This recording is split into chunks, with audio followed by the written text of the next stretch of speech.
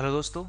Power system lecture series का ये अपना फर्स्ट लेक्चर है और जैसा कि मैंने आपको इंट्रोडक्शन में बताया था कि हम पावर सिस्टम को कुछ सेगमेंट्स में डिवाइड करेंगे और ये हमारा जो सेगमेंट है ये है सेगमेंट वन।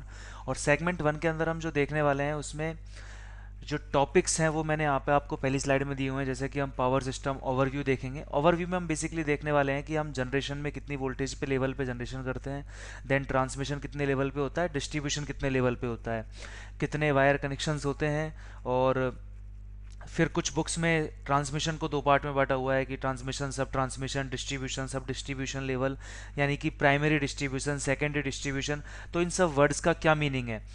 एक तरह से हम यहाँ पे एक सिंगल लाइन डायग्राम के थ्रू पावर सिस्टम को जानने की कोशिश करेंगे, ग्रिड कनेक्शंस को जानने की कोशिश करेंगे, जिससे कि हमें पावर सिस्टम का एक ओवरव्यू यहाँ पर मिल जाए।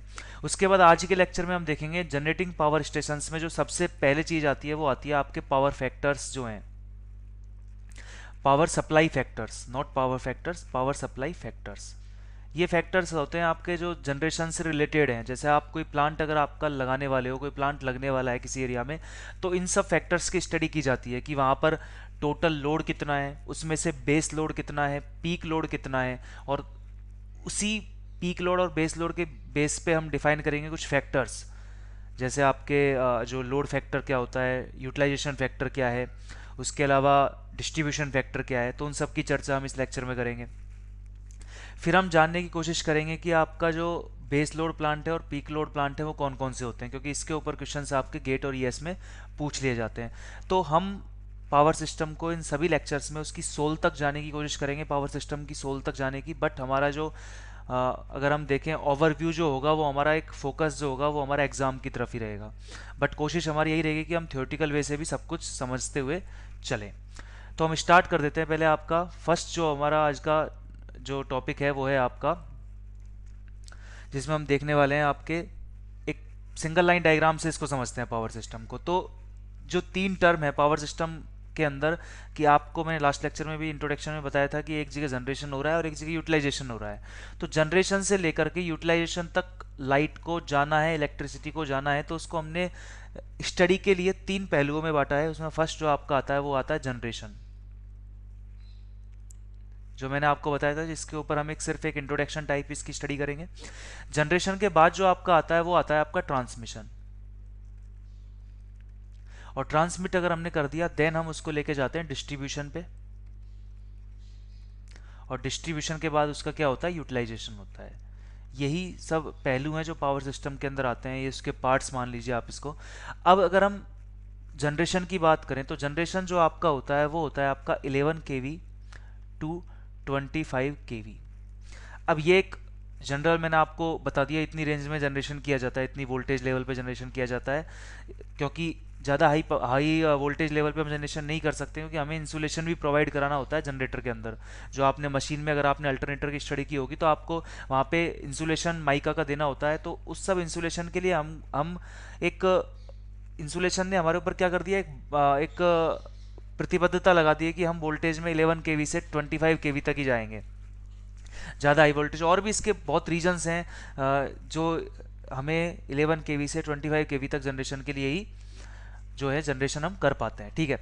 अब ट्रांसमिशन की बात करें तो ट्रांसमिशन जो होता है वो आपका होता है 132, कुछ रेंजेज हैं। 132 केवी में भी आपको ट्रांसमिशन मिलेगा, 222 केवी में भी आपको 220 केवी में भी जनरेशन ट्रांसमिशन मिलेगा आपको, 400 केवी की ट्रांसमिशन लाइंस भी अवेलेबल हैं, 765 केवी की भी ट्रांसमिशन लाइंस अवेलेबल हैं।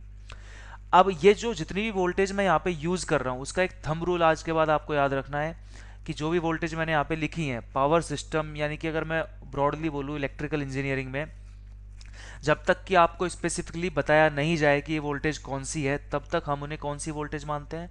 एक तो आपको पता है आरएमएस माना जाता है, दूसरा क्या है line to line voltage, line to line voltage, इसको मैं वीएल यहाँ पे लिख सकता हूँ। तो ये जितनी भी वोल्टेज को मैं यहाँ पे डिस्कस कर रहा हूँ वो सब क्या है, आपकी लाइन टू लाइन वोल्टेज है। अगर कहीं पर मैं अपने पूरे इस टॉपिक में, पूरी लेक्चर सीरीज में अगर फेस वोल्टेज की बात करूंगा तो मैं साथ में इंडिकेट करूंगा कि वो वोल्टेज आपकी क्या है, फेस वोल्टेज है। और जब तक कुछ ना कहा जाए तब तक हमें क्या मान के चलना है, that is line to line voltage. ठीक है।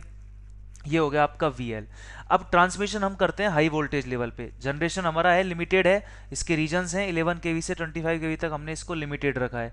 अब हमने जनरेशन ट्रांसमिशन के लिए वोल्टेज के लेवल को बढ़ाया, तो क्यों बढ़ाया इसके रीजन्स को भी हम आगे के लेक्चर्स में समझेंगे। अभी के लिए आइडिया ले लीजिए, जनरेशन कितनी वोल्टेज पे हो रहा है, ट्रांसमिशन कितनी वोल्टेज पे हम करने वाले हैं। अब आपको एक वोल्टेज का नाम पता चल गया। कुछ जो है नॉमेनकल्चर दिए गए हैं, वो नॉमेनकल्चर किस तरह से हैं कि अगर आपकी लाइन 220 केवी से ज़्यादा की है तो आप इसको क्या लाइन बोलोगे, extra high voltage line, EHV line. अगर आपकी ट्रांसमिशन लाइन 765 केवी से ज़्यादा की है तो आप इसको क्या नाम दोगे, अल्ट्रा हाई वोल्टेज लाइन। ठीक है, तो नॉमेनकल्चर भी कभी पूछ लिया जाता है, इंटरव्यू में आपसे पूछे जा सकते हैं, और वैसे भी अगर आप प्रैक्टिकली कभी यहाँ पर वर्क करोगे इन ट्रांसमिशन लाइन, PGCIL वगैरह, या फिर आप जनरेशन ट्रांसमिशन डिस्ट्रीब्यूटर जो आपके डिस्कॉम वगैरह होता है, तो वहाँ पे आपको इन चीज़ों की जरूरत हो सकती है। तो आप याद रखें 220 केवी से ज़्यादा की लाइन है तो EHV है, 765 से केवी की लाइन ज़्यादा की है तो UHV है। ठीक है, ये दोनों चीज़ आपके हो गई है। ट्रांसमिशन जो होता है आपका वो होता है 3 फेस के अंदर, तो ये भी आपको याद रखना है। ट्रांसमिशन कैसे होगा, 3 फेस लाइन होंगी। कैसी लाइन होंगी, 3 लाइन होंगी। RYB जो हम यूज़ करते हैं वो वाली यहाँ पे लाइन यूज़ की जाएंगी। RYB वाली लाइन है यहाँ पे 3 फेस लाइन है ट्रांसमिशन के लिए। ठीक है, अब कुछ बार एग्जाम्स में सीक्वेंस ही पूछ ली जाती है, जो मैं यहाँ पे बोल रहा हूँ RYB लाइन्स की, तो ये पॉजिटिव सीक्वेंस है, ये भी आपके फॉल्ट में आ जाएगा। बाकी ये अपना ट्रांसमिशन की 3 फेस हो गया। अब डिस्ट्रीब्यूशन जो है आपका, डिस्ट्रीब्यूशन होता है 3 फेस 4 वायर में। 3 फेस 4 वायर कनेक्शन है, यानी कि 3 लाइंस होंगी जो फेस को बताएंगी, जिनमें आपकी लाइव वोल्टेज आ रही होगी, और एक आपकी होगी न्यूट्रल वायर होगा जो 4 वायर है, फोर्थ वायर है। तो 3 फेस 4 वायर कनेक्शन होता है, और जबकि ट्रांसमिशन में कैसा था, ओनली 3 फेस कनेक्शन था। अब 3 फेस 4 वायर में भी दो टाइप के कनेक्शन दिए जाते हैं, एक होता है 3 फेस कनेक्शन देना, और एक होता है आपका सिंगल फेस कनेक्शन देना। सिंगल फेस में क्या करेंगे, हम एक लाइन उठाएंगे और एक फेस कनेक्शन दे देंगे, तो ये आपका होता है सिंगल फेस कनेक्शन। अगर हमको 3 फेस कनेक्शन देना है तो हम लाइन, तीनों लाइन से कनेक्शन देंगे, तो वो आपका 3 फेस कनेक्शन है। तो जो आपका सिंगल फेस कनेक्शन है वो कैसे आ रहा है, उसको अगर आप देखो यहाँ पे, तो यहाँ पे क्या हो रहा है, एक आपने लाइन लिया है, एक आपने फेस लिया है, तो हमें पता है कि 3 फेस जो कनेक्शन है यहाँ तक कितना है 400 केवी, पर हम इसको कुछ लेवल्स पे डाउन करते हुए कितना लेकर के आते हैं, 400 वोल्टेज पे लेकर के आते हैं। सिंगल फेस में आपकी जो वोल्टेज आएंगी वो कितनी आएंगी, अब आप VP निकाल सकते हो, आपने नेटवर्क में पढ़ा होगा, VL/√3। एक फॉर्मूला यूज करेंगे, इस फॉर्मूले से अगर हम यहाँ पे निकालें तो जो आपकी फेस वोल्टेज जो आने वाली है वो आपकी आती है नियरली 230 वोल्टेज। ठीक है, तो ये सिंगल फेस वोल्टेज कितनी आएगी, 3 फेस में लेंगे कनेक्शन तो कितनी आएगी, 400 वोल्ट आएगी। अब यहाँ पे जो ये वोल्टेज है कौन सी है, लाइन वोल्टेज है। कुछ नहीं बताया है तो हम मानते हैं लाइन वोल्टेज। इसी के बेस पे हमने क्या निकाला है, फेस वोल्टेज निकाली है, और ये आपकी, इसलिए हम यहाँ पे लिख सकते हैं that is a phase voltage. ठीक है, ये आपका एक पावर सिस्टम का ओवरव्यू मैंने दे दिया आपको। अब इसके साथ हम कुछ और, अगर यहाँ पे कुछ और तथ्य अगर हम जोड़ना चाहें तो हम लिख सकते हैं यहाँ पे कि जो आप इंडिया में अगर करेंटली हम अगर बात करें, तो इंडिया में जो आपके है HVAC लाइन, करेंटली बात कर रहे हैं, जो आपके लेक्चर्स बन रहे हैं जिस ईयर में आपके पास जा रहे हैं, अब मैं करेंटली बात कर रहा हूँ, तो HVAC की जो लाइन है वो आपकी 765 केवी की हाईएस्ट लाइन है। ठीक है, अगर हम HVDC की बात करें तो आपकी जो हाईएस्ट लाइन है वो है 800 केवी की लाइन है, DC लिंक के थ्रू जोड़ा गया है, ये अभी अंडर कंस्ट्रक्शन है। क्योंकि सिर्फ लाइन ही नहीं बनती है, लाइन के साथ उसके GSS भी बनाना होता है, सब स्टेशन भी बनता है। तो जितनी वोल्टेज की आपकी लाइन है आपको उसी वोल्टेज के लिए एक सब स्टेशन भी बनाना होगा, तो उन सब का काम चल रहा है, तो ये अंडर कंस्ट्रक्शन है। और ये लाइन अगर हम देखें तो ये आसाम से आगरा तक के लिए बनाई गई है, आसाम के दिसपुर से आगरा के लिए इस लाइन को बिछाया गया है। तो ये HVAC HVDC में हम कितनी वोल्टेज तक गए हैं उसके बारे में है। बाकी इंडिया में कंस्ट्रक्शन 2000 केवी के लिए भी होगा, और अगर हम वर्ल्ड के लेवल पे बात करें तो हाईएस्ट आपका चाइना का है जो अभी तक यूज़ में लिया जा रहा है 1100 केवी, बट इंडिया इसको लीड कर जाएगा और 2000 केवी की लाइन पे भी वर्क करेगा। ठीक है, तो वो एक करंट की बात हो गई है। उसके अलावा अगर हम इंडिया के रेस्पेक्ट में बात करें तो हमें, हमारे यहाँ पे 2 लाख मेगावाट लाइट जनरेट होती है। मैं सिर्फ करेंटली डाटा आपको बता रहा हूँ, जो आपका नियरली है इसको आप अप्रोक्सीमेट मानिए, जिसमें से अगर हम अंदाज़ा लगाएं तो आपका 75% जो है आपका वो होता है कोल प्लस न्यूक्लियर से। कोल प्लस न्यूक्लियर का मीनिंग अगर हम लेके चले तो हम इसको कंबाइन बोल सकते हैं। थर्मल जो आपका जनरेशन है वो 75% करता है, और जो हाइड्रो है, हाइड्रो आपका आता है 23% हाइड्रो है। करेंट जनरेशन, और जो आपका 2% है वो है आपका रिन्यूएबल जनरेशन है।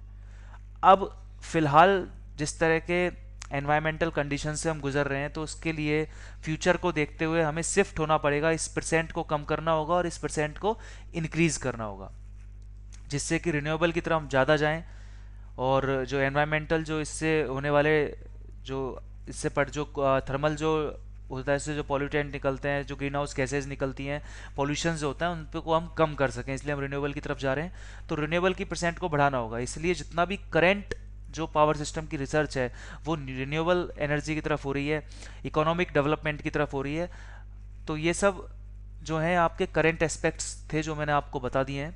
उसके बाद अगर हम जो हमने अभी जो डायग्राम देखा है, ये जो डायग्राम है आपका, ये डायग्राम आपका जनरल डायग्राम है, इसमें कोई सिंगल लाइन नहीं बताया गया है, और ना ही मैंने यहाँ पे ट्रांसमिशन, सब ट्रांसमिशन, डिस्ट्रीब्यूशन को प्राइमरी और सेकेंडरी में डिवाइड किया है, ना ही मैंने इस डायग्राम में आपको टाई लाइन की बात की है। ये डायग्राम आपको सिर्फ एक ओवरव्यू दे रहा है। अगर हम कुछ रेफरेंस राइटर्स की बात करें तो उन राइटर्स की बुक के अकॉर्डिंग जो डायग्राम है उसको भी मैंने यहाँ पे लिया है। उस डायग्राम में वो क्या बताते हैं वो समझ लीजिए। ये मैंने आपको बता ही दिया है कि भाई 11 kV से 25 kV तक आपका क्या हो रहा है, जनरेशन हो रहा है। अब इतनी वोल्टेज में जनरेशन होने के बाद इसको क्या किया जाता है, स्टेप अप किया जाता है। स्टेप अप कर दिया, स्टेप अप करके हम कहाँ कहाँ लेकर के जा रहे हैं, 132 kV, 220 kV, 400 kV और 765 kV तक। अगर मैं बात कर रहा हूँ HVAC लिंक की, यानी कि HVAC का मतलब क्या है, high voltage AC transmission. HVDC भी हमें लेक्चर सीरीज में कवर करना है क्योंकि ये भी आपके सिलेबस में है, तो उसमें मैंने आपको बता दिया करेंटली 800 kV लाइन पे वर्क चल रहा है। तो 132 kV, 220 kV, 400 kV और 765 kV पे हम इसको क्या करते हैं, स्टेप अप करते हैं, और इसी को बोला जाता है ट्रांसमिशन लेवल। इसको क्या बोलेंगे हम, ट्रांसमिशन लेवल बोलेंगे, ठीक है। अब ट्रांसमिशन लेवल जहां पे आता है, ट्रांसमिशन लेवल से लेकर के कुछ लाइंस कनेक्ट की जाती हैं, वो लाइन आपकी होती हैं टाई लाइंस। इन टाई लाइंस का महत्व क्या है ये मैं आपको भी बताऊंगा नेक्स्ट, अभी इसके बाद स्लाइड में। तो टाई लाइन कहां पर जाती है, अदर ग्रिड में जाती है। अदर ग्रिड में आपकी क्या जा रही है, टाई लाइन जा रही है। तो टाई लाइन कहां से कनेक्टेड है, ट्रांसमिशन लेवल से कनेक्टेड है, यानी कि जो आपका ट्रांसमिशन का सब स्टेशन होगा वहां से कुछ लाइंस कनेक्टेड होती हैं, वो उनको हम बोलते हैं टाई लाइन। ये किस किस को कनेक्ट करती हैं, एक एरिया को दूसरे एरिया से कनेक्ट करती हैं। इसका क्या यूज है वो भी मैं आपको भी बता दूंगा।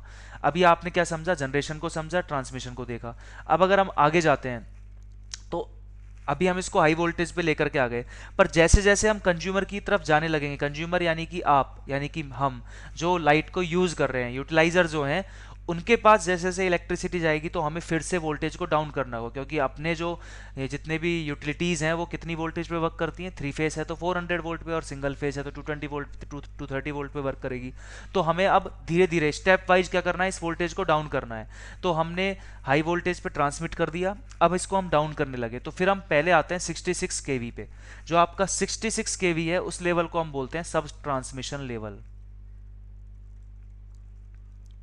सब ट्रांसमिशन लेवल इसे बोला जाता है। अब सब ट्रांसमिशन लेवल से जो कनेक्शंस दिए जाते हैं, वो कनेक्शंस किसको दिए जाते हैं, सब ट्रांसमिशन लेवल से जो आपके कनेक्शन जाएंगे वो जाते हैं आपके लार्ज कंज्यूमर के लिए, जो बहुत बड़ी बड़ी इंडस्ट्रीज है जहाँ पे बहुत ही ज़्यादा हाई वोल्टेज की रिक्वायरमेंट है, जहाँ पे जो मशीन्स हैं वो हाई वोल्टेज पे वर्क कर रही हैं, इंडस्ट्री मशीन्स, तो आप लार्ज कंज्यूमर्स को ये सप्लाई दे सकते हो, ठीक है।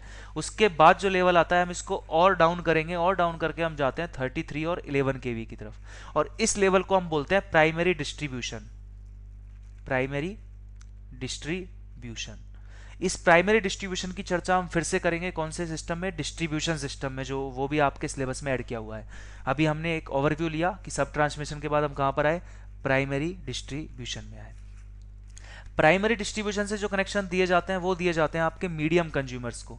मीडियम, इस तरह से समझिए आप कि जैसी जैसी रिक्वायरमेंट होती जा रही है, तो उस वोल्टेज, जितनी वोल्टेज की कंज्यूमर को रिक्वायरमेंट है हमारे पास लेवल्स में वो सारी अवेलेबल है, तो हम जितनी रिक्वायरमेंट है उसके अकॉर्डिंग वोल्टेज वहाँ पर प्रोवाइड करा सकते हैं। तो अगर 11 और 33 kV की रिक्वायरमेंट है तो वो हमने मीडियम कंज्यूमर को दे दी, किसके थ्रू, प्राइमरी डिस्ट्रीब्यूटर के थ्रू, ठीक है।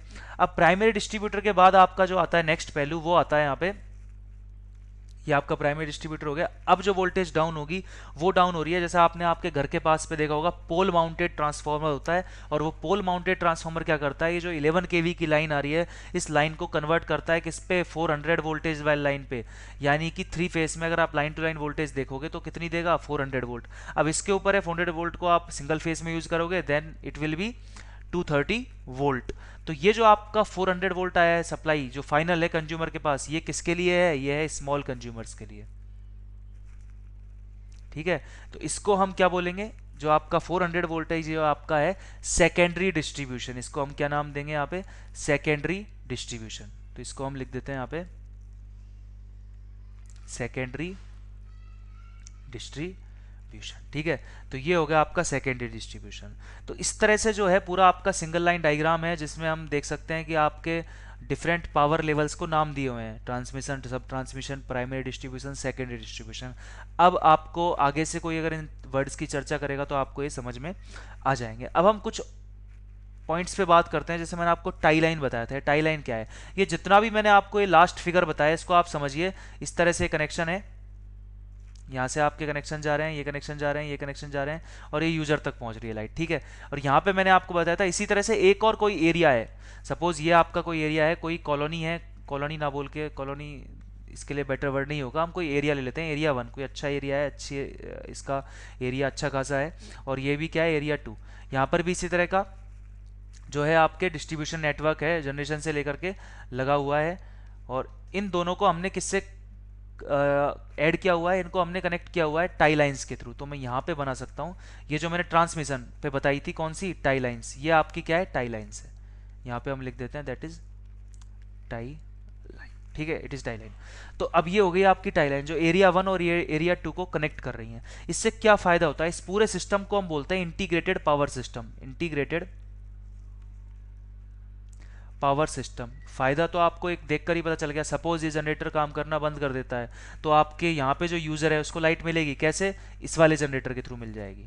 ठीक है, तो ये एक इसका यूटिलाइजेशन हो गया इंटीग्रेटेड पावर सिस्टम का, कि अब आपको जो है कहीं पे अगर ब्लैकआउट होता है तो दूसरी ग्रिड आपको सप्लाई दे सकती है, फर्स्ट थिंग। ठीक है, दूसरी बात क्या है यहाँ पे, अगर आपकी ग्रिड कनेक्टेड होगी तो किसी एक पावर प्लांट पे सारी डिमांड का लोड नहीं जाएगा, एक इससे फायदा हो जाता है। इसके कई बेनिफिट्स हैं जो आपको धीरे धीरे आगे जाकर के पावर सिस्टम में समझ में आने लगेंगे। तो ये एक आपको बेसिक आइडिया लग गया कि एक ग्रिड एक दूसरी ग्रिड से आपस में क्या होती है, कनेक्टेड होती है। तो एक ग्रिड मिलकर के दूसरी ग्रिड से जब कनेक्ट होती है तो किसके थ्रू होती है, टाई लाइन से। और अगर आपकी 2 और 4 ग्रिड कनेक्टेड हैं उसको हम क्या बोलते हैं, रीजनल ग्रिड बोलते हैं। क्या बोलते हैं, रीजनल ग्रिड।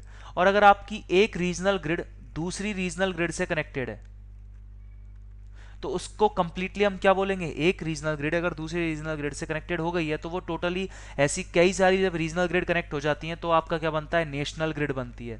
क्या बनेगी, नेशनल ग्रिड बनेगी। जैसे आपकी इंडिया की क्या है, एक नेशनल ग्रिड है जिससे सारी डायरेक्शंस की जो ग्रिड है वो आपस में क्या है, कनेक्टेड हैं। और नेशनल ग्रिड को भी अगर हम किसी दूसरी कंट्री की ग्रिड से कनेक्ट कर देते हैं तो क्या बन जाती है, इंटरनेशनल ग्रिड बन जाती है। तो इसकी जो नेक्स्ट फॉर्म आएगी वो क्या होती है, इंटरनेशनल ग्रिड होती है। नेशनल से हम कहाँ तक गए, इंटरनेशनल तक गए, हम रीजनल से स्टार्ट किए और इंटरनेशनल तक पहुँच चुके हैं। तो इस तरह से सपोज इंडिया और भूटान को अगर आपस में कनेक्टिविटी दे दी जाए तो क्या होगा, वो इंटरनेशनल ग्रिड हो जाएगी। इस प्रोजेक्ट के ऊपर भी काम चल रहा है। ठीक है, तो ये आपका हो जाता है बेसिक पावर सिस्टम ओवरव्यू। यहीं से मैं पावर सिस्टम को स्टार्ट करता हूँ। अब हम 1 बाय 1 चलेंगे आगे, लोड कैरेक्टरिस्टिक्स के बाद बात करेंगे, क्योंकि हम अभी पावर सिस्टम को बना रहे हैं, अभी पावर सिस्टम जस्ट आपका स्टार्ट हुआ है। तो हम पहले देखेंगे, आप स्टार्ट करोगे यानी जनरेट करोगे, जनरेट करोगे तो आपको पहले किसी एरिया में देखना होगा कि लोड किस तरह का है। तो लोड की जो स्टडी की जाती है, लोड स्टडी के लिए आपको लोड के कैरेक्टरिस्टिक्स को समझना होता है। आपके घर पे भी लोड है, तो घर पे भी लोड को अगर हम देखें तो आपका किस तरह का लोड होता है, कि आप अगर हम बात करें फ्रिज की बात करें, ठीक है, जो आपकी फ्रीज है या फिर जो आपका रेफ्रिजरेटर जो है आपका, और उसके अलावा ऐसे रेफ्रिजरेटर हुआ और आपका फ़ैन हुआ, गर्मियों का टाइम है तो ये 24 आवर्स ऑन रहते हैं। तो ये किस तरह का लोड हो जाता है, ऐसा लोड है जिसकी आपको रिक्वायरमेंट हमेशा रहेगी। इस लाइन को समझना है, ऐसा लोड जिसकी रिक्वायरमेंट आपको हमेशा बनी रहे, तो वो आपका हो जाता है बेस लोड। यानी कि अगर आप सप्लायर से बोलोगे कि हमें 20 जो सपोज आप मान लीजिए 2 किलोवाट की एनर्जी तो हमेशा, सॉरी 2 किलोवाट की पावर तो हम मुझे हमेशा चाहिए ही चाहिए। तो ये जो लाइन है ये बताती है बेस लोड को। अब मैं जानता हूँ कि घर पे अगर आपके पास टोस्टर है तो वो कब यूज़ होगा, सुबह सुबह जब आपके नाश्ता बनेगा। तो टोस्टर अगर आपके यूज़ हो रहा है तो वो कौन सी डिमांड है, वो है आपकी अचानक से आने वाली डिमांड है, और वो आपकी हमेशा नहीं रहती है, वो आपकी एक तरह से पीक डिमांड है। वो क्या है, पीक लोड है। तो बेस लोड क्या है, जो जनरली रिक्वायरमेंट है। पीक लोड क्या है, जो कभी कभी आता है। तो आपने जो पावर कंपनी है जिससे आप सप्लाई ले रहे हो, आपने उसको बोला कि 20 किलोवाट की सप्लाई हमें चाहिए ही चाहिए हमेशा। उसके अलावा कई बार हमारे यहाँ सप्लाई 40 किलोवाट तक चली जाती है। तो अब पावर कंपनी को तो आपका ध्यान क्या रखना होगा कि आपको कम से कम 40 किलोवाट की हमेशा बनाई रखनी है सप्लाई। तो ये चीज़ें डिफरेंस पैदा करती है कॉस्ट ऑफ जनरेशन में, जो धीरे धीरे आपको समझ में आएगी। तो क्या समझ में आया, बेस लोड क्या है, पीक लोड क्या है। बेस लोड का सिंपल वर्ड में मैंने आपको मीनिंग बता दिया कि जो आपको हमेशा चाहिए ही चाहिए, इससे कम लेवल तो जाना ही नहीं चाहिए। पीक लोड क्या है, ये आपके फ्लक्चुएशंस हैं, डेली है। एक बार आप पीक पकड़ोगे, यानी कि दिन में आपने एसी भी ऑन कर लिया, गर्मियों का टाइम था बीच में तो एसी को भी ऑन कर रखा है, और बाकी सारे इक्विपमेंट में आपके रनिंग में है, तो सारा लोड आपका एकदम बढ़ चुका है, तो पीक लोड टाइम है। धीरे धीरे नाइट हुई तो फिर आपके धीरे धीरे इक्विपमेंट कम यूज होने लगते हैं, तो लाइटिंग लोड बढ़ जाता है। तो इस तरह से कर्व क्या आता है, फ्लक्चुएटिंग कर्व आता है, हमेशा वेरी करता रहता है। उस कर्व की भी स्टडी हम यहाँ पे करने वाले हैं। तो ये जो आपका टॉपिक हो जाता है, जिसको हम बोलेंगे लोड करेक्टरिस्टिक। ठीक है, अब लोड करेक्टरिस्टिक्स को समझते हैं हम पहले क्या हो रहा है यहाँ पे। सबसे अच्छा है इसको हम एक कर्व के थ्रू समझ लेते हैं, एक हम ट्रेस कर लेते हैं कर्व। एक्स एक्सिस पे हम लेंगे यहाँ पे टाइम, ओवर्स में, पर ओवर बेसिस में चल रहा है। पावर हमने यहाँ पे लिए मेगावाट में। अब अगर हम 24 आवर्स के लिए कर्व बनाए कि हमारे घर में 24 घंटे में लाइट कैसे यूज हो रही है, उस तरह समझिए हम उसको। तो हम जानते हैं कि कर्व हमेशा क्या करेगा, फ्लक्चुएट करता रहेगा। कभी ये पीक पे जाएगा, फिर एक स्मॉल पीक आएंगे, फिर इस तरह से फ्लक्चुएटिंग कर्व होगा ये। फ्लक्चुएटिंग कैसे हुआ, क्योंकि सपोज आपको पता है कि सुबह सुबह कोई भी जो है आपकी दुकान वगैरह नहीं खुलती है, पर दिन में जाकर के सारी शॉप ओपन हो जाती है। दिन में लोड कहीं ना कहीं पीक डिमांड पकड़ लेता है, तो वहाँ पे लोड क्या हो गया, ज़्यादा आ गया है। फिर धीरे धीरे कम होने लगा, फिर रात को लाइटिंग लोड बढ़ने लगे, फिर वो भी कम हुए, फिर जैसे ही नाइट हुई तो लाइटें भी ऑफ हो जाती हैं और फिर लोड कम हो जाता है। तो इस तरह से आप समझ लीजिए एक लोड कर्व है। अब ये लोड कर्व मैंने कैसे बनाया है, इसको आप टाइम के बेसिस पे बना रहे हो। अब टाइम आप एक दिन का भी ले सकते हो, एक महीने का भी ले सकते हो, एक साल का भी ले सकते हो, गर्मियों के सीजन का ले सकते हो, सर्दियों के सीजन का ले सकते हो। इसलिए लोड करेक्टरिस्टिक्स कैसे कैसे हो जाते हैं आपके पास, ये आपके पास होता है डेली लोड कर्व भी हम इसको बोल सकते हैं, एनुअल लोड कर्व्स भी हम बना सकते हैं, हम विंटर लोड कर्व भी बना सकते हैं, हम बना सकते हैं समर लोड कर्व्स। तो सब इनकी स्टडी कौन करता है, इनकी स्टडी करते हैं जो लोड फोरकास्टिंग करते हैं, और या फिर जो आपके पावर कंपनीज हैं वो लोड की स्टडी करती हैं।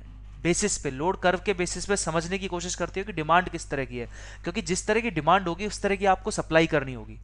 तो सप्लाई करनी है तो पहले डिमांड को समझना होगा, डिमांड को अगर समझना है तो पहले हमें लोड का बिहेवियर समझना होगा।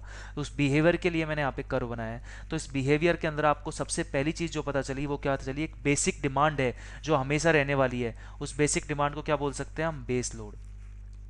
यानी कि ये जो मैंने यहाँ पे एरिया बताया, ये ऐसा एरिया है, ये हमेशा आपको इतनी सप्लाई देनी होगी, क्योंकि आप देखो तो इससे कम कभी भी लोड नहीं गया है, इससे कम कभी भी लोड नहीं गया है। तो ये क्या है, आपका बेस लोड है। ठीक है, अब एक आपकी है पीक डिमांड, पीक लोड भी आ रहा है आपका, कि आपको हो सकता है इतनी डिमांड भी कभी हो जाए, तो वो आपका क्या है, पीक लोड है। अब कुछ बुक्स, कुछ राइटर्स हैं, फॉरेन राइटर्स, वो उन्होंने लोड कर्व को 3 पार्ट में डिवाइड किया हुआ है, बेस लोड, पीक लोड और इंटरमीडिएट लोड। उसके लिए आपको कोई टेंशन लेने की रिक्वायरमेंट नहीं है, आपको जो सबसे जरूरी चीज़ें थी वो पीक लोड और बेस लोड समझ में आना चाहिए। वो समझ में आ गया, तो इसके बीच में जो मीडिएटर लोड होता है, वो वेरिएबल जो लोड है, वो भी आपका क्या हो जाता है, इंटरमीडिएट लोड बोल देते हैं। ठीक है, तो ये हो गया। अब मैं इस कर्व को क्या वेरिएबल लोड कर्व बोल सकता हूँ, हाँ बोल सकता हूँ, क्योंकि यहाँ पे लोड क्या हो रहा है, टाइम के साथ वेरी कर रहा है। तो इसको एक नाम के दे दिया हमने, वेरिएबल लोड कर्व। तो कुछ भी चीज़ अलग से कुछ नहीं है, सब होती है, इसलिए उनको नाम दिया गया है। साइंस का मीनिंग यही है कि जो चीज़ें पहले आपने उनको साबित कर लिया, फिर आपने उनको नाम दे दिया। तो ये आपने देखा यहाँ पे वेरी कर रहा है, तो आपने इसको बोल दिया वेरिएबल लोड कर्व। ठीक है, अब हम थोड़ा और आगे बढ़ते हैं। अब हम बार बार मैं एक वर्ड बोल रहा हूँ, लोड क्या है। लोड भी कई बार हम कंफ्यूजन में आ जाते हैं, लोड क्या है। तो लोड का मीनिंग क्या है यहाँ पे, कि आपकी जो इलेक्ट्रिकल ग्रिड है, जो आपकी ग्रिड है सप्लाई की, उसमें मिनिमम जो आप सॉरी नॉट मिनिमम, जो आपका अमाउंट ऑफ पावर अवेलेबल है उसको हम लोड बोल रहे हैं। जो आपकी बस लाइंस आ रही हैं, ट्रांसमिशन लाइंस हैं, डिस्ट्रीब्यूशन नेटवर्क है, उसमें एक टाइम पे कितना लोड अवेलेबल है वो आपका क्या बताता है, टोटल लोड को। लोड अवेलेबल यानी कितनी पावर की डिमांड आ रही है, वो आपका क्या है, लोड। नेटवर्क के जब आपको कोई टीचर पढ़ाता है तो वो एक बात आपको बताता है कि जब लोड की बात की जाए, जब कुछ ना बोला जाए तो करंट माना जाता है। पावर भी हम लोड को बोल सकते हैं, पर पावर अगर बोलेगा तो वो इंडिकेट करता है कि इतनी पावर का लोड है। ठीक है, अगर कुछ ना बोले और सिर्फ इतना बोले कि लोड इंक्रीज कर रहा है, तो इसका मीनिंग हम क्या लेते हैं, करंट इंक्रीज होने से। वो सिर्फ नेटवर्क सॉल्व करने के लिए ठीक है वो पॉइंट। बट यहाँ पे जो हम लोड की बात कर रहे हैं बार बार, वो क्या, कौन से लोड की बात कर रहे हैं, पावर में हम लोड को ले रहे हैं। कितने मेगावाट, कितने किलोवाट में आपका लोड है जो एक एक टाइम पे आपकी ग्रिड में मौजूद है। ग्रिड से मीनिंग क्या है, पूरे पावर के नेटवर्क में मौजूद है। तो यहाँ पे हम सिंपल वर्ड में लोड की डेफिनेशन ले सकते हैं कि it is the amount of power, it is the amount of power in the electrical grid, in the electric grid. इतनी पावर की आपको रिक्वायरमेंट है, तो ये आपका हो गया it is the amount of power in the electric grid.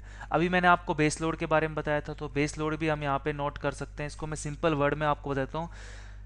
It is the level that which, it is the level, ये आप नोट कर सकते हो आपके नोट्स में, that which typically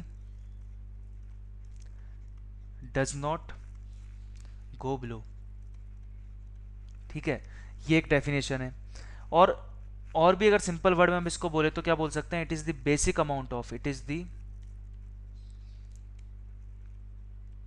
basic amount of electricity use, electricity that is always, that is, और यहीं इसका पूरा रहस्य छिपा हुआ है इसी लाइन में, दैट इज ऑलवेज रिक्वायर्ड। यानी कि अगर आपको सपोज बेस लोड दे दिया जाए और आपसे बोला जाए कि पावर, आपको एक जनरेटर बना, एक आपको प्लांट लगाना है, तो आप क्या समझ जाओगे कि बेस लोड का मीनिंग क्या हो गया, कि इतनी पावर हमें हमेशा देनी है, तो हमें कम से कम इतनी पावर की डिमांड हम पूरी कर सके, यानी कि अपनी सप्लाई कितनी होनी चाहिए, इतनी तो होनी ही चाहिए। बट फिर इसमें एक रोल प्ले करता है पीक डिमांड। अभी मैंने आपको पीक बताया था, पीक लोड क्या था, जो आपका शॉर्ट ड्यूरेशन के लिए आ रहा है। सिंपल इतना लिख लीजिए आप, पीक लोड का मतलब क्या है, शॉर्ट ड्यूरेशन के लिए, जो शॉर्ट ड्यूरेशन के लिए जो आ रहा है, और वो क्या है, हाईएस्ट डिमांड कितनी है आपकी, highest demand in load curve. इससे आप इस वर्ड को समझ सकते हो। ठीक है, ये आपका हो गया, तीनों चीज़ों को मैंने बताया। तो यहाँ कर्व में आपने देखा तो आप क्या समझ में आ गया कि पीक लोड का भी कोई ना कोई रोल है, वो रोल आपको अभी समझ में आ जाएगा जो हम लोड फैक्टर्स में बताएंगे। तो दो तरह के लोड तो आपको क्लियर हो गए हैं, पीक लोड, बेस लोड। अब कई बार हम एग्जाम्पल से ज़्यादा अच्छे से समझ पाते हैं, तो एग्जाम्पल आप नोट कर लीजिए। एग्जाम पॉइंट ऑफ एग्जाम में जब आप इसको रिवाइज करो तो पूरी डेफिनेशन ना पढ़नी पड़े, सिर्फ एग्जाम्पल से आप इसकी डेफिनेशन समझ जाओगे कि जो माइक्रोवेव ओवन हुआ और जो आपका टोस्टर हुआ, ये कैसे हैं, ये सब आपके बताते हैं। हाउस होल्ड की अगर हम बात करें तो क्या एक तरह की पीक डिमांड है, पीक लोड है। अब इस वर्ड से ही समझ जाओगे पीक डिमांड क्यों है, क्योंकि आप डेली 24 आवर्स में तो यूज़ करते नहीं हो, जब इनकी डिमांड आती है तभी इनको यूज़ किया जाता है, और ये इनका यूज़ करते हैं, उसी को हम क्या बोलते हैं, उस टाइम ड्यूरेशन को पीक डिमांड। ये मैं सिर्फ एक घर के लिए बता रहा हूँ, इसको आप समझ सकते हो पूरे एरिया के लिए, इसको पूरे स्टेट के लिए समझ सकते हो, इसको पूरी कंट्री के हिसाब से भी समझ सकते हो। ठीक है, उस तरह से आपके आते हैं, फैन हो गया, रेफ्रिजरेटर हो गया। तो फैन एंड रेफ्रिजरेटर किस में आ जाते हैं, आपके बेस डिमांड में आ जाते हैं। ठीक है, ये चीज़ें हो गई, ये हमने देख लिए, टर्म्स समझ ली। अब हम फैक्टर्स की बात करें, तो मैं फैक्टर्स को स्टार्ट करने से पहले ही उनको याद करने की आपको ट्रिक बता देता हूँ। स्टार्ट करने से पहले ही आप ये नोट कर लें, जो भी हम लोड फैक्टर देखने वाले हैं, कि जितने भी फैक्टर्स हम स्टडी करेंगे उन सब की वैल्यू क्या होती है, लेस देन 1 होती है, सिर्फ एक के अलावा, डाइवर्सिटी फैक्टर। क्योंकि लेस देन 1 और ग्रेटर देन 1 का पता चलने से हमें एक चीज़ का अंदाजा हो सकता है कि न्यूमरेटर में बड़ा आएगा या फिर डिनोमिनेटर में बड़ा आएगा। क्योंकि अगर कोई चीज़ ग्रेटर देन 1 है, इसका मीनिंग क्या है कि न्यूमरेटर में जो चीज़ आ रही है वो डिनोमिनेटर से ज़्यादा है। कोई चीज़ अगर लेस देन 1 है तो क्या क्लियर हो जाता है कि जो डिनोमिनेटर की चीज़ है वो ग्रेटर देन है किससे, न्यूमरेटर से। तो इससे कहीं ना कहीं हमें फॉर्मूला याद करने में, फैक्टर्स को बताने में ईजी रहता है। इसलिए कंसेप्ट को याद रखें कि जितने भी फैक्टर्स हम स्टडी करेंगे सब कैसे होंगे, लेस देन 1 होंगे, एक्सेप्ट डाइवर्सिटी फैक्टर, क्योंकि डाइवर्सिटी फैक्टर क्या होता है, ग्रेटर देन 1 होता है। तो नोट कर लेते हैं हम, all factors are less than 1 except diversity ठीक है, ये लाइन याद रखें। अब हम one by one factor start करते हैं, इसको हम वाइट कलर से समझते हैं। फर्स्ट आता है आपके डिमांड फैक्टर। देखो इनके फॉर्मूले आपको याद रखने हैं, और जिनमें इनमें भी जो इंपॉर्टेंट है वो दो मैं आपको बता दूंगा, उनके फॉर्मूले आपको ज़्यादा याद रखने को। डिमांड फैक्टर नाम से समझ में आ रहा है, ये बता रहा है कि कितना जो टोटल कनेक्टेड लोड कितना भी है उसमें से आपकी डिमांड कितनी है, कितनी डिमांड आ पा रही है। तो maximum demand divided by total connected load, तो इसको हम क्या बोलेंगे, डी सबस्क्रिप्ट में क्या लिखेंगे, एफ। तो ये क्या बता रहा है, maximum demand divided by total connected load. ठीक है, इनके ऊपर हम चर्चा करेंगे जब पूरा ये सेगमेंट 1 खत्म हो जाएगा, तो हम एग्जाम पॉइंट ऑफ व्यू से कुछ न्यूमेरिकल्स देखेंगे, तो हम इनकी चर्चा फिर से करेंगे वहाँ पे, अगर इनसे रिलेटेड कोई न्यूमेरिकल होगा तो। Maximum demand divide by total connected load, ये आपका डिमांड फैक्टर है। उसके अलावा एक टर्म आती है यहाँ पे, सेकेंड टर्म जो आएगी फैक्टर से रिलेटेड, वो है आपका average load.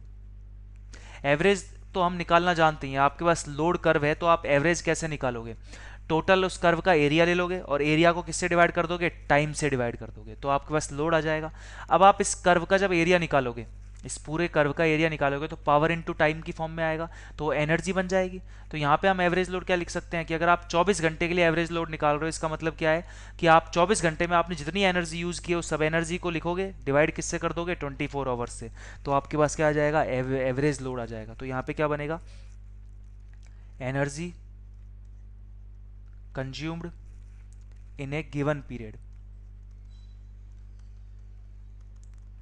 Divided by, energy क्यों बना, क्योंकि एरिया निकालोगे तो पावर इनटू टाइम हो जाएगा, तो पावर इनटू टाइम की वजह से क्या बन गया, एनर्जी, डिवाइड किससे कर दोगे, ओवर्स से, overs in that time period, that time period. Suppose आपने इस स्टडी को किया ओनली 10 आवर्स के लिए, तो 10 आवर्स में आपने सपोज 20 किलोवाट जो है ओवर यानी कि 20 यूनिट्स को खर्च किया है, तो 20 यूनिट डिवाइड बाई 10 यानी कि आपका एवरेज लोड कितना है, 2 किलोवाट का एवरेज लोड है।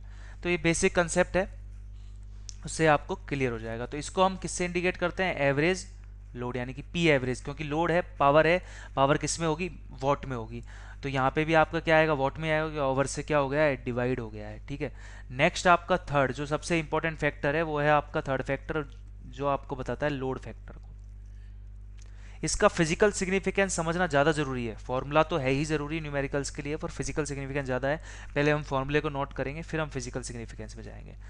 ये लोड फैक्टर क्या बताता है, ये बताएगा आपके पास कि आपकी एवरेज लोड कितना है, डिवाइड करना है आपको मैक्सिमम लोड से, average load divide by maximum load. ठीक है, अब इसको अगर मैं ऊपर नीचे टाइम से मल्टीप्लाई कर देता हूं तो फॉर्मूला क्या बन जाएगा, ये फॉर्मूले को भी समझ लीजिए, फॉर्मूला क्या बन गया। अब ये फॉर्मूला बता रहा है कि टोटल जो आपकी एनर्जी कंज्यूम की है आपने उस टाइम पीरियड में, उसको आपने डिवाइड किससे कर दिया, पीक टाइम पे जो आप एनर्जी कंज्यूम कर रहे हो। समझ में आई ये बात आपको, तो ये आपका इस तरह से हम इसको समझ सकते हैं। ठीक है, इस फॉर्मूले को टाइम से मल्टीप्लाई जो हमने किया है, इस फॉर्मूले में इसका फिजिकल सिग्निफिकेंस छुपा हुआ है। तो पहले तो आप समझ लीजिए जो लोड फैक्टर क्या है, load factor average load divide by maximum load है, फॉर्मूला तो हो गया। ठीक है, अब कंफ्यूजन क्या होता है कि फॉर्मूले में हमको ये तो पता चल गया कि एवरेज आएगा, मैक्सिमम आएगा। अब कई बार एग्जाम में भूल जाते हैं, ऊपर मैक्सिमम लिखना है, नीचे मिनिमम लिखना है, नीचे एवरेज लिखना है, किसको ऊपर नीचे लेना है। तो इसको याद रखने का मैंने आपको पहली लाइन बताई है कि जो आपका जितने भी फैक्टर्स हैं वो क्या है, लेस देन 1 होंगे। लेस देन 1 का मीनिंग क्या हो गया कि जो आपके और डाइवर्सिटी फैक्टर के अलावा सारे लेस देन 1 है, तो ये लोड फैक्टर है, ये भी क्या होगा, लेस देन 1 होगा। लेस देन 1 होने का मतलब क्या हो गया कि ऊपर क्या आना चाहिए, बड़ी क्वांटिटी, ऊपर छोटी क्वांटिटी आनी चाहिए। तो यहाँ पर भी हमें को ऊपर क्या लिखना पड़ेगा, आपको पता है मैक्सिमम पीक मैक्सिमम है, मैक्सिमम डिमांड है, ये तो हमेशा ज़्यादा होगा, तो ज़्यादा क्वांटिटी कहाँ जाएगी, नीचे। ऊपर क्वांटिटी कौन सी आएगी, लेस देन 1 आएगी, सॉरी लेस आएगी, तो जिससे आपका जो टोटल फैक्टर है वो क्या हो जाएगा, लेस देन 1 हो जाएगा। ये एक सिर्फ याद करने का तरीका है, समझने का तरीका है, वो मैंने आपको बता दिया। ठीक है, अब इस फॉर्मूले का देखो फिजिकल मीनिंग क्या है वो समझिए आप। ये सपोज आपका बेसिक लोड कर्व था, ठीक है, तो ये आपका लोड कर्व आया, आपको पता चल गया कि मैक्सिमम डिमांड तो इतनी है।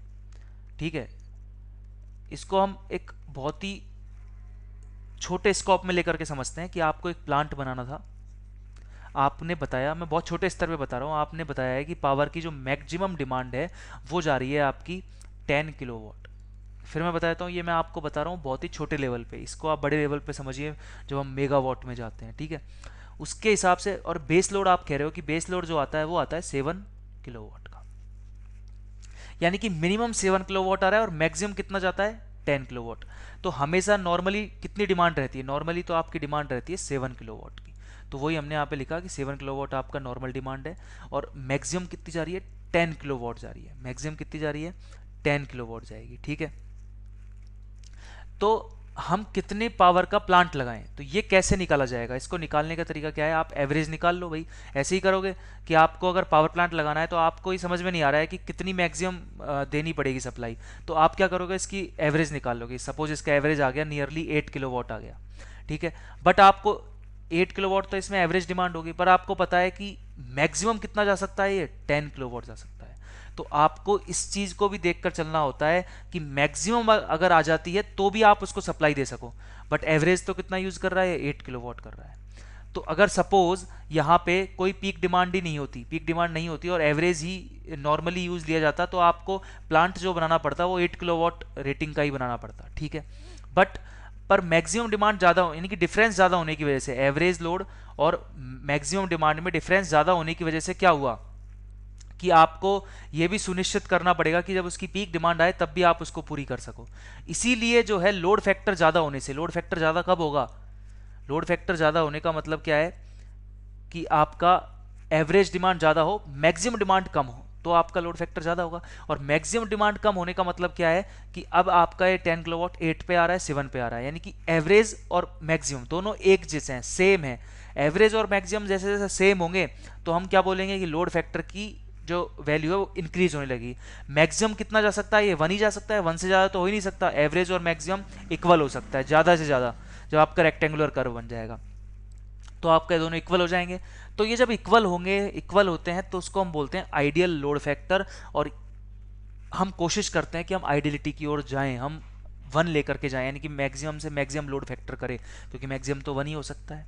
बट प्रैक्टिकल केसेस में क्या होता है, कम होता है, 1 से कम होता है। 1 से कम होने का क्या लॉस क्या होता है कि आपको क्या करना पड़ा, आपकी डिमांड जो बेसिक जो डिमांड है वो है आपकी 7 to 8 है, एवरेज कितनी है 8 है, तो 7 to 8 आपकी बेसिक डिमांड रहती है। बट आपको जो प्लांट लगाना पड़ा वो आपको 10 किलोवाट कैपेसिटी का, यानी कि आपको हमेशा इस घर के लिए 10 किलोवाट सप्लाई को ओपन रखना पड़ेगा, कि यहाँ पे आपको पता है कि मैक्सिमम 10 किलोवाट तक जा सकती है।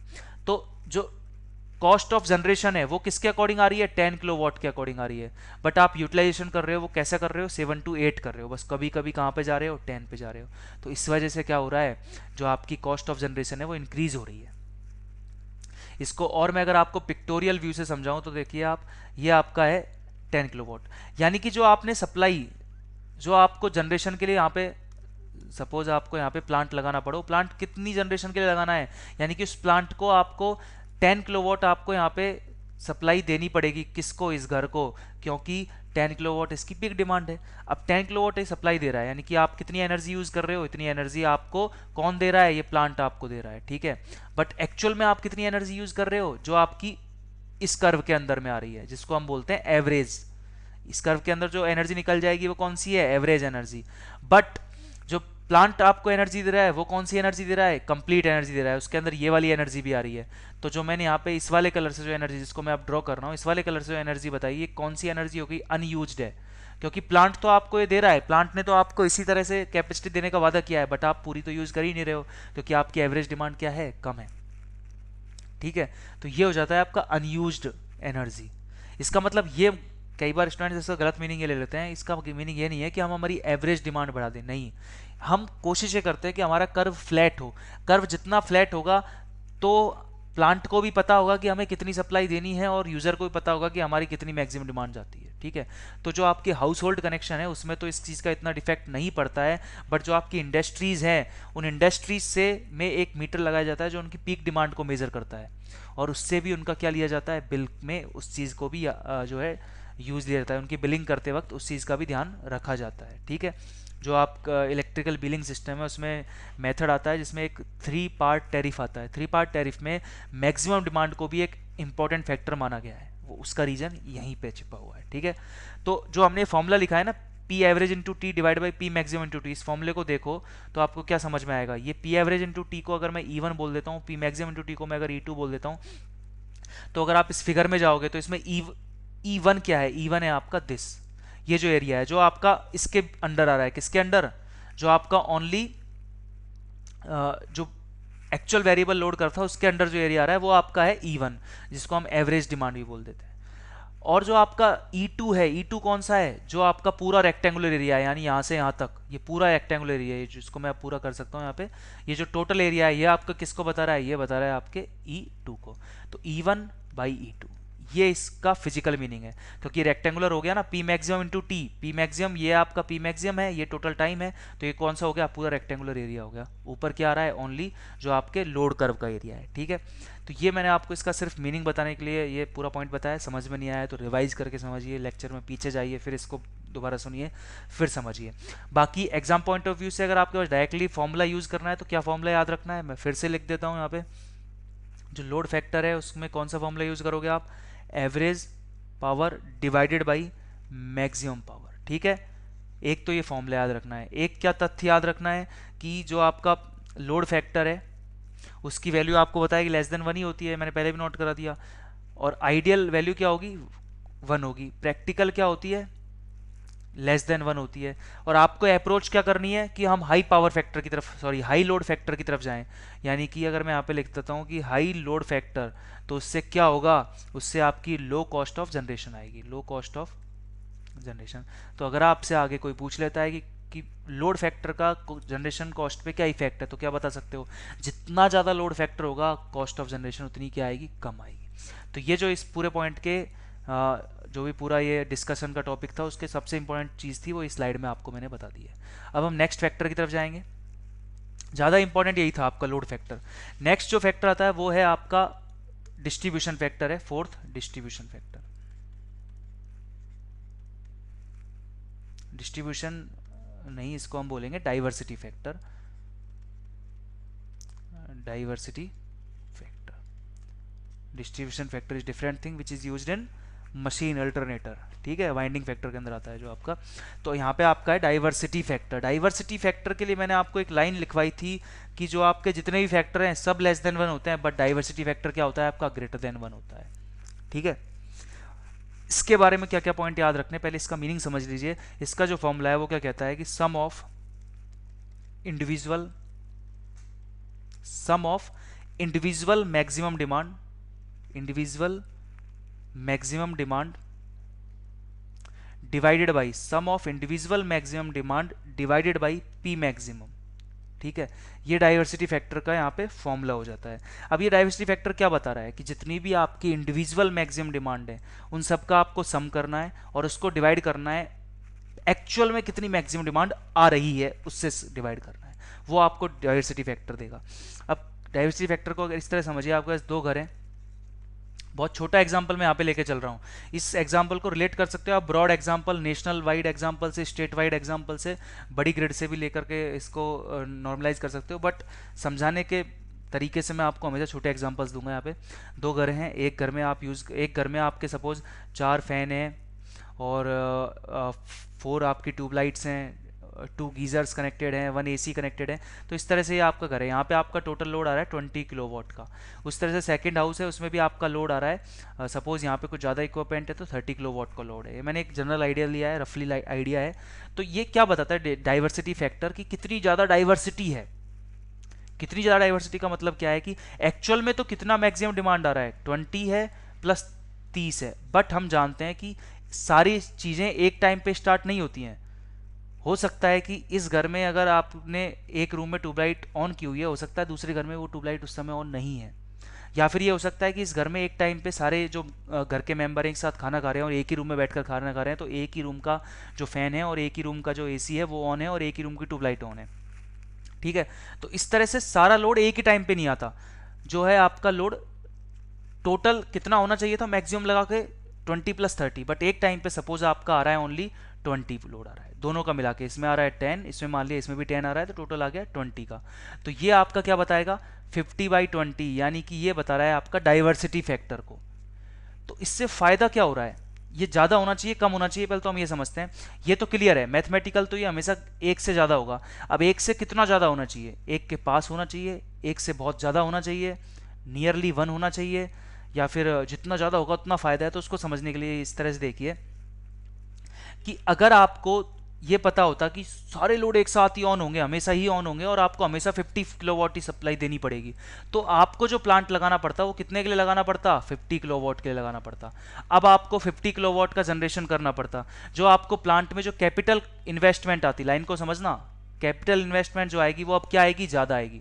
बट आपको दूसरे केस में क्या है, आपको पता है कि वैसे तो दोनों में लोड कितना है 20+30, बट आपने एक चीज स्टडी करके निकाल ली कि यहां पर दोनों का सम करके कितना भी आप कोई भी टाइम पे चल जाओ, दिन के टाइम पे कभी भी 30 से ज्यादा लोड नहीं जाता, कभी भी 30 से ज्यादा लोड नहीं जाता, ये आपने स्टडी किया। तो आपको अब जो प्लांट लगाना पड़ेगा वो कितना लगाना पड़ेगा, 30 का लगाना पड़ेगा। और अगर आप 30 का प्लांट लगाओगे तो आपकी जो कैपिटल इन्वेस्टमेंट है वो क्या आएगी, कम आएगी, तो आपकी कॉस्ट ऑफ जनरेशन क्या हो गई, कम हो गई। अब पहले आप क्या मान के चल रहे थे 50, तो डाइवर्सिटी फैक्टर क्या आ रहा था, नियरली 1 आ रहा था, और 50 लेकर चलोगे तो 1 ही आ जाएगा। बट अगर आप 30 लेकर के चलते हो तो डाइवर्सिटी फैक्टर क्या आता है, 50/30, तो क्या आएगा, ज़्यादा आएगा।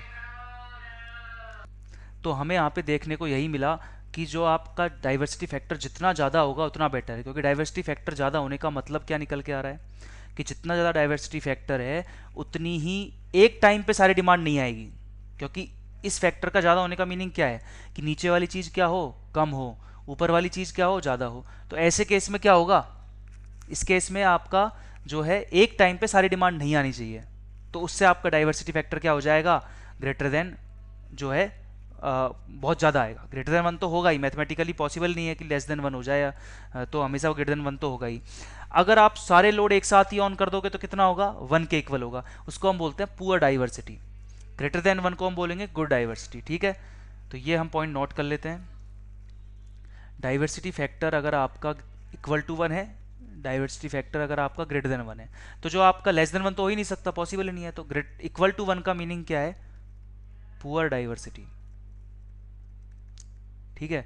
और ग्रेटर देन 1 का मीनिंग क्या है, गुड डाइवर्सिटी। क्या फायदा हो गया, फायदा भी नोट कर लीजिए।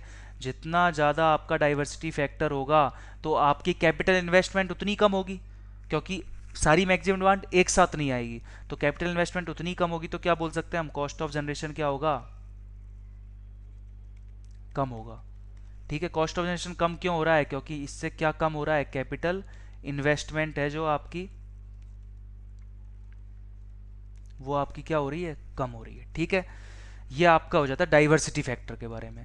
तो ज़्यादा जरूरी दो ही फैक्टर थे, लोड फैक्टर और डाइवर्सिटी फैक्टर। पॉइंट याद रखना है, फॉर्मूला याद रखना है, पॉइंट क्या याद रखना है, दोनों की वैल्यू ज़्यादा होनी चाहिए। एक पॉइंट क्या है कि डाइवर्सिटी फैक्टर हमेशा ग्रेटर देन 1 होता है और लोड फैक्टर हमेशा लेस देन 1 होता है, बट दोनों को हम हाई करने की कोशिश करते हैं, जिससे कि आपकी कॉस्ट ऑफ जनरेशन क्या हो, कम हो। और अगर आपने सुना हो कि रशियन में इतने ज़्यादा टाइम जोन बनाए गए हैं, इंडिया में भी बात की जा रही थी अभी हाल ही में कि यहाँ पर भी टाइम जोन स्टार्ट किए जाएंगे, तो टाइम जोन बनाने के पीछे एक ये रीज़न है, बहुत अच्छा रीज़न है, जो कोठारी सर ने भी अपनी बुक्स में बताया है कि आपका जो डाइवर्सिटी फैक्टर है उसको ज़्यादा करने का अच्छा तरीका है कि जो आप है टाइम जोन्स में डिवाइड कर दो, क्योंकि आपका लोड एक साथ नहीं आएगा। अगर आपने कंट्री को, जो आपकी टोटल कंट्री है उसको सपोज आपने चार टाइम जोन में डिवाइड कर दिया, ठीक है। इससे क्या फ़ायदा हुआ कि अब यहाँ पे जो है ऑफिस स्टार्ट हो रहे हैं 8 टाइम पे, यहाँ पे उस टाइम क्या हो रहा है, यहाँ पे जो है उस टाइम ऑफिस स्टार्ट होने का टाइम अब क्या हो जाएगा, 10 हो जाएगा, यहाँ पे 12 है, हो जाएगा यहाँ पे 2 हो जाएगा। तो इससे क्या फ़ायदा हुआ कि अब आपका सारा लोड है एक टाइम पे नहीं आएगा। अब जो दिन में जो ऑफिसेज या फिर आपकी शॉप्स है, इंडस्ट्रीज का जो लोड था वो एक टाइम पे ना करके डिफरेंट डिफरेंट टाइम पे आएगा, तो उससे डाइवर्सिटी क्या होगी, इंक्रीज होगी, कॉस्ट ऑफ जनरेशन क्या होगी, डिक्रीज होगी। टाइम जोन से फ़ायदा होगा। कैसे हुआ ऐसा, सपोज आपका टाइम जोन से डिफरेंस आ गया कि जो आपके आसाम में जो ऑफिस है, क्योंकि आपको बताया कि जब आप आसाम से और राजस्थान की तरफ आओगे, यानी कि जो आप वेस्ट की तरफ जब आओगे, ईस्ट से वेस्ट की तरफ, तो आपको पता है कि टाइम ऐड होता जाता है, टाइम क्या होता जाएगा, ऐड होता जाएगा। तो उस तरह कंसेप्ट से हम यहाँ पे समझ सकते हैं कि टाइम जोन डिफरेंट होने से जो यूज़र है, जो यूटिलाइज करेगा, वो अपने इलाके के टाइम के अकॉर्डिंग करेगा, तो डाइवर्सिटी बढ़ने लगेगी, इलेक्ट्रिसिटी को यूज़ करने की डाइवर्सिटी इंक्रीज होने लगेगी, जिसकी वजह से जो है आपका कॉस्ट ऑफ जनरेशन कम होगी। तो ये एक अच्छा इसका जो है यूज़ हो सकता है, टाइम जोन करने का। दूसरी चीज़ हम यहाँ क्या समझ सकते हैं कि कई बार आपने पढ़े होंगे न्यूज़पेपर्स में आता है कि जो आपके किसान होते हैं उनको इंसेंटिव दिया जाता है, एक्स्ट्रा मनी दी जाती है अगर वो रात को बोरवेल को यूज़ करते हैं, सिंचाई का काम रात को करते हैं। इससे क्या फ़ायदा हो रहा है, इंडस्ट्रीज़ को भी दिए जाते हैं, इंडस्ट्रीज़ को भी इंसेंटिव दिया जाता है, कुछ छूटें दी जाती हैं कि अगर वो अपनी इंडस्ट्रीज़ को नाइट में यूज़ करते हैं, नाइट में वो इंडस्ट्रीज़ को चालू रखते हैं। क्यों? क्योंकि इससे भी डाइवर्सिटी बढ़ेगी। जो लोड दिन में आ रहा था एक साथ, वो अब लोड क्या होने लगेगा, डाइवर्स होने लगेगा। वो अब दिन में भी आएगा और रात को भी आएगा, जिससे कि एक साथ दिन में लोड ना आने से जो है लोड डिवाइड हो गया, दिन में भी आ रहा है, कुछ लोड रात को आ रहा है। तो इस तरह से भी डाइवर्सिटी को बढ़ाया जा सकता है। और इससे तो एक और फायदा है कि यहाँ पे आपका लोड फैक्टर भी इंक्रीज होगा, क्योंकि आपका लोड कर्व क्या होने लगेगा, फ्लैट होने लगेगा। तो ये सब चीज़ों को ध्यान में वहाँ पर रखा जाता है। ये जो इंपॉर्टेंट पॉइंट थे वो मैंने आपको सारे बता दिए हैं। अब कुछ और फैक्टर्स यहाँ पे रह चुके हैं, जैसे आपका फिफ्थ फैक्टर है, इनके सिर्फ हम फॉर्मूले देखेंगे। वो है आपका एक जैसे यूटिलाइजेशन फैक्टर है, नाम से जैसा कि स्पष्ट हो रहा है, यूटिलाइजेशन फैक्टर का मीनिंग क्या निकल के आएगा। इसको भी हम कैसे लिख सकते हैं, सबस्क्रिप्ट में यूएफ लिख सकते हैं। इसका मीनिंग क्या है, P maximum divided by P C. Maximum demand utilize कितना कर रहे हो, और कितनी पीसी का मतलब क्या है, टोटल कैपेसिटी कितनी है। यानी यूटिलाइजेशन वर्ड का मीनिंग क्या है, कितना ज़्यादा यूटिलाइज कर रहे हो, यानी कि जो टोटल कैपेसिटी थी उसमें से कितनी पावर को आप यूज़ कर रहे हो। तो P maximum divided by P C, P C note कर लेना, नहीं बाद में कंफ्यूजन होगा, टोटल सिस्टम कैपेसिटी। ठीक है। नेक्स्ट फॉर्मूला आता है इसी तरह का, सिक्स जो फैक्टर है वो है आपका प्लांट फैक्टर। प्लांट फैक्टर और कैपेसिटी फैक्टर भी इसको बोल दिया जाता है। इन दोनों फैक्टर्स में ज़्यादा डिफरेंस नहीं है। प्लांट फैक्टर और कैपेसिटी फैक्टर को लिखते हैं पीसीएफ। इसका मीनिंग है, ऊपर वहाँ पे मैक्सिमम आ रहा था, यहाँ पे क्या आएगा, एवरेज, नीचे वही आएगा सेम पीसी। यानी कि यूटिलाइजेशन फैक्टर क्या बता रहा है कि मैक्सिमम डिमांड का कितना रेशो है किसके अंदर, टोटल कैपेसिटी में। प्लांट फैक्टर क्या बता रहा है, एवरेज डिमांड का कितना रेशो है किसके अंदर, टोटल कैपेसिटी में। ये जितने भी फॉर्मूले देखे उनको हम पावर की फॉर्म में भी लिख सकते हैं और एनर्जी की फॉर्म में, क्योंकि अगर हम ऊपर नीचे टाइम से मल्टीप्लाई कर दे तो क्या बन जाएगा, वो एनर्जी बन जाएगी। तो ये जो है आपको बेसिक आइडिया है जो मैंने दे दिया है, ये भी आपको समझते हुए चलना है। ठीक है। मैंने ज़्यादातर फॉर्मूले किसकी फॉर्म में लिखे हैं, पावर की फॉर्म में लिखे हैं, plant factor capacity factor. Last जो है आपका एक पॉइंट आ जाता है इसके अंदर, वो है रिजर्व कैपेसिटी। रिजर्व कैपेसिटी का मीनिंग क्या है, प्लांट की जो कैपेसिटी है उसमें कहता है रिजर्व कैपेसिटी। इसका मीनिंग है कि P C minus P maximum, कि जितनी टोटल कैपेसिटी है उसमें से अगर मैं मैक्सिमम डिमांड को माइनस कर देता हूं तो जो कैपेसिटी आती है वो कौन सी है, रिजर्व कैपेसिटी। सपोज आपका कोई पावर प्लांट है, वो सप्लाई देता है आपको 60 मेगावाट की, ठीक है, 60 मेगावाट इसकी पावर सप्लाई है। पावर है, अगर ये यूनिट्स में लिखता मैं टाइम से मल्टीप्लाई करता, that it will B energy. अब ये पावर की मैं बताया मैंने, 60 मेगावाट का आपका पावर प्लांट है, इतनी वो सप्लाई दे सकता है, 60 मेगावाट की कंटिन्यूस सप्लाई दे सकता है। तो इसमें से हमको पता है कि जिस एरिया में सप्लाई दे रहा है उसकी मैक्सिमम डिमांड तो 40 मेगावाट ही है। तो 60 माइनस 40 यानी कि 20 मेगावाट इसने रिजर्व में रखा हुआ है। रिजर्व में रखने का मतलब क्या है कि सपोज इसकी कोई एक यूनिट फेल हो जाती है, या फिर इसको किसी और को सप्लाई देनी होती है, या फिर तीसरा जो पहलू है वो क्या है कि सपोज, क्योंकि इंडिया क्या है, एक डेवलपिंग नेशन है। डेवलपिंग नेशन का मीनिंग ही ये है कि हो सकता है आज यहाँ 40 है, कल को और घर बनेंगे और इंडस्ट्रीज बनेंगी और इलेक्ट्रिकल यूटिलिटीज़ आएंगी और ज़्यादा एसी लगेंगे घरों में, जैसे जैसे हीटिंग इंक्रीज हो रही है, अर्थ हीट कर रही है, तो यहाँ पे लोड भी इंक्रीज करने लगेगा। और लोड जब इंक्रीज करने लगेगा तो आपको प्लांट की कैपेसिटी को भी बढ़ा के रखना होगा। तो आप पहले से ही कुछ रिजर्व में रखते हो, बाद में भी ऐसा नहीं है कि बाद में कुछ नहीं कर सकते हैं, बाद में भी यूनिट ऐड कर दी जाती हैं। जैसा अभी विंध्यनगर पावर प्लांट में यूनिट ऐड की गई थी, जिससे कि वो अब आपका सुपर थर्मल पावर प्लांट बन चुका है, जो Vindhyanagar super thermal power plant है। बीच में गुजरात का जो गुजरात में जो आपका मुंद्रा पावर प्लांट है वो सबसे ज़्यादा हाईली रेटिंग में आ गया था। उसके बाद गवर्नमेंट ने विंध्यनगर पावर प्लांट में कुछ और यूनिट्स इस्टेब्लिश की एनटीपीसी ने, और फिर अब दोबारा वो टॉप पे आ चुका है। तो ये भी होता है कि आप यूनिट्स को इंक्रीज कर सकते हो, यूनिट आप बाद में ऐड कर सकते हो पावर प्लांट में। बट रिजर्व का मीनिंग क्या है कि जितनी आप, क्योंकि सप्लाई डिमांड है वो फ्लक्चुएट होती है, बढ़ भी सकती है, तो आप उसको फ्यूचर को ध्यान में रखते हुए भी कुछ रिजर्व कैपेसिटी रखते हो, या फिर किसी अदर ग्रिड को सप्लाई करने के लिए भी कुछ रिजर्व कैपेसिटी रखते हो, तो वो आपकी आ जाती है यहाँ पे। ठीक है, ये हमने अब देख लिए सारे, जितने भी आपके लोड फैक्टर हो सकते थे वो हमने सारे देख लिए। अब हम आज का जो लास्ट टॉपिक है उसकी चर्चा करेंगे, वो है आपका बेस लोड प्लांट्स कौन कौन से होते हैं और पीक लोड प्लांट्स कौन कौन से होते हैं। तो इस लेक्चर में सिर्फ मैं आपको इसकी एक डेफिनेशन यहाँ पे बता देता हूँ समझने के तरीके से। बेस लोड प्लांट का मीनिंग है कि जो आपके जिनकी ऑपरेटिंग कॉस्ट कम हो, जिनकी जो वर्किंग टाइम है वो कंटिन्यूस रह सके, यानी कि जो कंटिन्यूसली वर्क कर सके। सिंपल मीनिंग ये है कि जो आपको बेस लोड की सप्लाई देते हैं वो आपके क्या है, बेस लोड प्लांट है। जो आपको पीक लोड की सप्लाई देंगे वो आपके क्या है, पीक लोड प्लांट है।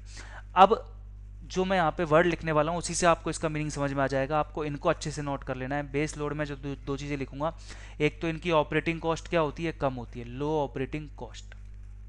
दूसरा क्या है, capability of working continuous continuous long period. क्योंकि आपको पता है कि बेस लोड तो ऐसा है जो हमेशा रहेगा, तो आपको बेस लोड की सप्लाई के लिए ऐसे प्लांट की रिक्वायरमेंट है जो 24 आवर सप्लाई दे सकें और ऑपरेटिंग कॉस्ट जिनकी कम आए, यानी कि जिसको आपको 24 आवर ऑन रखना है उसकी कॉस्ट तो कम ही होनी चाहिए। और जिस लोड को पीक लोड जिसको आपको कभी कभी ऑन रखना है तो उसके लिए ज़्यादा ज़रूरी क्या है कि वो जल्दी से तो ऑन हो जाए, यानी कि ऑपरेटिंग टाइम क्या हो, कम हो। Operating time from no load to full load is less. यानी कि पीक लोड आपको पता है कि दिन में कोई एक टाइम पीरियड होगा जब आपका अचानक से पीक लोड आना है। जब आपका पीक लोड आएगा तब आपको जो है ऐसे प्लांट की रिक्वायरमेंट है वो जैसे ही पीक लोड आया तुरंत सप्लाई दे सके। ऐसा नहीं है कि आप उसको ऑन करो और वो ऑन होने में ही पूरा एक दिन ले लें, ऐसे प्लांट की रिक्वायरमेंट नहीं है पीक लोड में। पीक लोड में ऐसे प्लांट चाहिए जैसे ही आप को ज़रूरत हो आप इनको ऑन कर सको। यानी कि ज़रूरत के समय जो आपके पास मौजूद हैं वो आपके पीक लोड प्लांट हैं, और बेस लोड कौन से प्लांट हैं, जो आपकी कंटिन्यूस सप्लाई दे सके। इनमें ऐसा कुछ नहीं है कि ज़रूरत के समय इनका मौजूद रहना ज़रूरी है, नहीं है, नहीं। क्योंकि ये आप और इनको बेस लोड प्लांट्स को ऑन होने में टाइम लगता है। क्योंकि आप इसको, जैसे आप थर्मल प्लांट होते हैं, थर्मल प्लांट को अगर आप ऑन करोगे तो आपको उसमें टाइम लगेगा, इसलिए इनको कंटिन्यूसली ऑन रखा जाता है। ये तभी ऑफ होते हैं जब यहाँ पे कोई डैमेज हो जाता है, कोई बॉयलर में कोई प्रॉब्लम आ जाती है, तभी ये ऑफ होते हैं।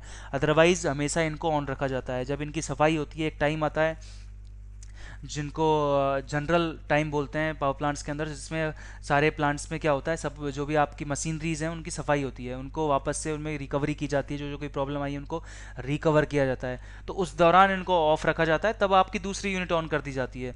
और उस दौरान भी आप अगर इसको ऑफ कर रहे हो तो आपको ये मान के चलना होता है कि इनको आप सडनली ऑन ऑफ नहीं कर सकते हो, वो सब में टाइम लगता है। ठीक है, जबकि आपका पीक लोड प्लांट कैसा है, आप इसको सडनली ऑन ऑफ कर सकते हो। ठीक है, तो ये इस चीज़ से आपको समझ में आ जाएगा। पूरे एग्जाम्पल्स हैं और एग्जाम में ये पूछे जाते हैं। मैं फिर बताता हूँ, एग्जाम में ये कंटिन्यूसली हर एग्जाम में पूछ लिए जाते हैं। तो जो बेस लोड प्लांट है वो आपके कौन कौन से हैं, थर्मल है, न्यूक्लियर, ठीक है, ये सब आपको अच्छे से नोट करने हैं। हाइड्रो है, हाइड्रो में मैंने ब्रैकेट में लिखा है रेनी, रेनी सीजन में जो आपके पास है। विंड, सोलर प्लांट और आपका run of river plant. Hydro में आपने कौन कौन से लिए हैं, रेनी सीजन वाला और run of river plant. Wind, solar, nuclear, thermal, ये सब आपके क्या है, बेस लोड।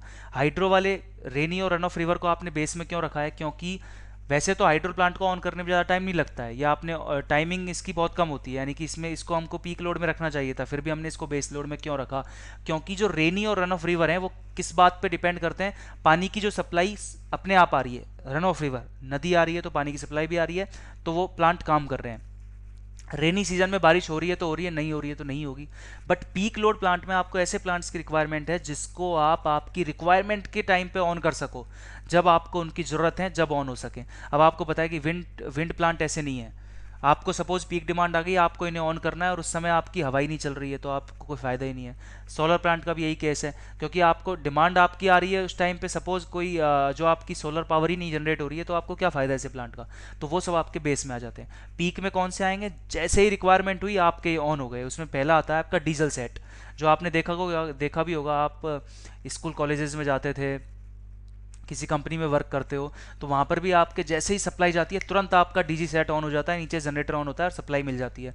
तो वो एक्चुअल में क्या है, पीक जनरेटर है, जो आपको पीक डिमांड की सप्लाई देता है। जैसे ही आपको रिक्वायरमेंट हुई, आपको सप्लाई मिल गई, तो वो आपका जो होता है डीजल सप्लाई वाला है। दूसरा आपके आता है इसी तरह से गैस प्लांट होते हैं, वो भी आपके इसी तरह से आते हैं। एक आपके आते हैं pumped storage plant, pumped storage plant.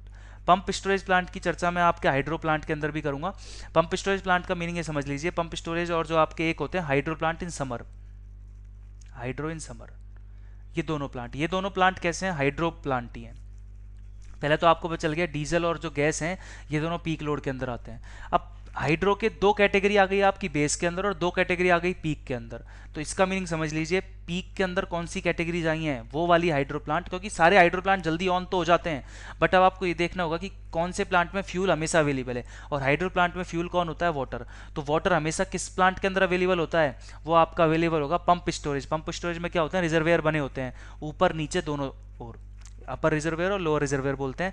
अपर रिजर्वेयर का बने होने का मतलब क्या है कि आपके पास हमेशा पानी अवेलेबल है।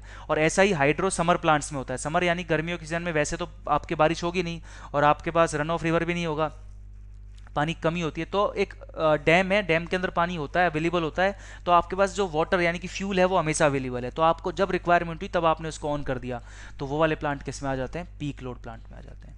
अब इन प्लांट्स को आप बेस लोड में क्यों नहीं ले सकते हो, क्योंकि बेस लोड में प्लांट वो आते हैं जिनको आप 24 आवर्स ऑन रख सको। अब आप डीजल को 24 आवर्स ऑन नहीं रख सकते हो, गैस को ऑन नहीं रख सकते हो, इनकी कॉस्ट बहुत ज़्यादा हाई है। कॉस्ट क्या है, बहुत ज़्यादा हाई है। उसी तरह से pump storage hydro summer, summer में वैसे ही पानी की कमी होती है, तो आप इसको हमेशा 24 आवर्स हाइड्रो प्लांट को समर सीजन में काम में नहीं ले सकते हो बेस लोड की तरह, क्योंकि समर सीजन में उसको हमेशा हमें रिजर्व रखना है कि जब पीक लोड आएगा तभी यूज़ करेंगे। ठीक है, जैसे हम किसी चीज़ को बचा करके रखते हैं कि जब ज़्यादा जरूरत होगी उसकी तभी यूज़ करेंगे, क्योंकि इनकी कॉस्ट ज़्यादा है। तो वो सब आपके क्या हो जाते हैं, पीक लोड प्लांट आ जाते हैं। इसके बारे में एग्जाम में बार बार चीज़ें पूछी जाती हैं। मैंने आपको इस तरह से समझाया है कि आपको ये प्रैक्टिकली समझ में आ जाए, याद ना रखना पड़े। होपफुली आपको समझ में आ गए होंगे। तो आज के लेक्चर में हमने समझ लिया लोड फैक्टर को और प्लांट्स को। तो हम सब्जेक्ट को इसी तरीके से समझेंगे, चीज़ों को हम जहाँ समझने की ज़रूरत होगी वहाँ समझेंगे भी, और जहाँ फॉर्मूले समझने को मिलेंगे फॉर्मूले भी समझेंगे, और याद रखने की जो ज़रूरत होगी, जो कुछ ऐसे ट्रिक होगी वो भी मैं आपको वहाँ पर बता दूंगा। नहीं तो जो आपको कमिट टू मेमोरी करना है वो तो कमिट टू मेमोरी करना ही होगा। ठीक है, सो थैंक यू।